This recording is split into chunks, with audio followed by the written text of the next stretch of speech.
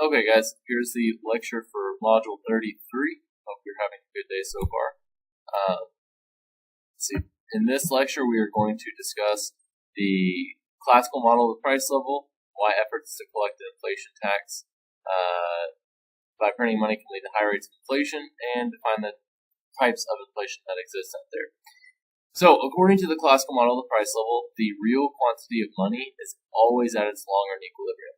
That's why on the money market graph, the money supply is vertical, right? The real quantity of money is just a set amount, okay? A change in the nominal money supply leads in the long run to a change in the aggregate price level, right? The real quantity of money is money divided by the price.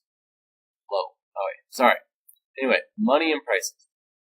So, basically what we have here, this is our long run, or aggregate demand, aggregate supply curve, where we start in long run equilibrium. We've talked about how when aggregate demand increases, that causes an increase in the price level, and when the short run aggregate supply curve decreases, that also causes an increase in the price level. In class, we are going to draw a self-correcting aggregate demand, aggregate supply model, so be ready for that on the reverse side of this page. But for now, that's all you really need to know, that aggregate demand increasing causes price level to go up, and aggregate supply curve decreasing causes price level to increase. Other reasons for an increase in the price level or inflation also can just be explained by a change in the money supply. So here we have money supply growth and inflation in Zimbabwe. So Zimbabwe is experiencing really high inflation right now.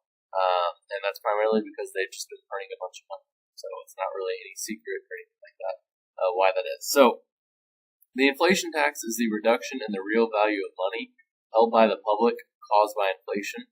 It's equal to the inflation rate times the money supply on those who hold money. So it's essentially, if you hold cash and your government has really high inflation, the value your cash loses is the inflation tax.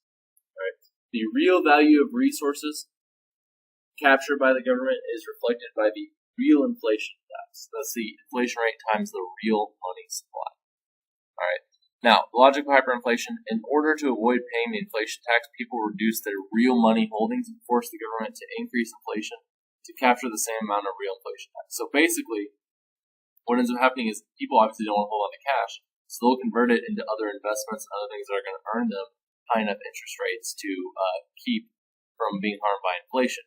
And so the government, in order to counteract that, needs to print even more money, right, which leads to a vicious cycle of shrinking real money supply and a rising rate of inflation, which is what leads to hyperinflation. Hyperinflation is extremely high inflation. This image here is a picture from Germany, post-World War I in 1923. Kids are flying a kite, right? It's a good pastime. We've all done it, right? But their kite is made out of money, not out of cheap plastic or other forms of paper. So money was so worthless that they were able to make kites with it. There's other pictures that I'll show you of kids playing with money, like building blocks. Right, it was actually at one point cheaper to burn money than it was to use that money to buy wood to burn. So just kind of crazy. Like I said, high inflation arises when the government must print large quantities of money to cover a budget deficit. So this is happening in Zimbabwe today. Zimbabwe's money supply growth was matched by an almost simultaneous surge in its inflation rate. It pursued these policies because of political instability, and so it's just one thing led to another, and they printed a bunch of money to try and pay the bills, and try and cover other things, and that led to basically really high inflation.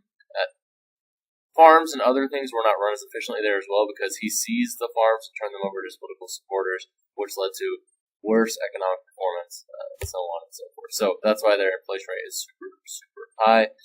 The governments of wealthy, politically stable countries like the United States and Britain generally don't find themselves forced to print money to pay their bills, yet both countries have had periods of extremely high inflation, most notably caused in the United States by stagflation and the OPEC oil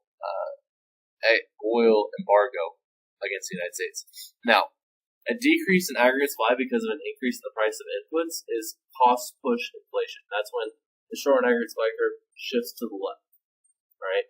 That's cost-push inflation. An increase in aggregate demand that increases the price level is called demand pull inflation.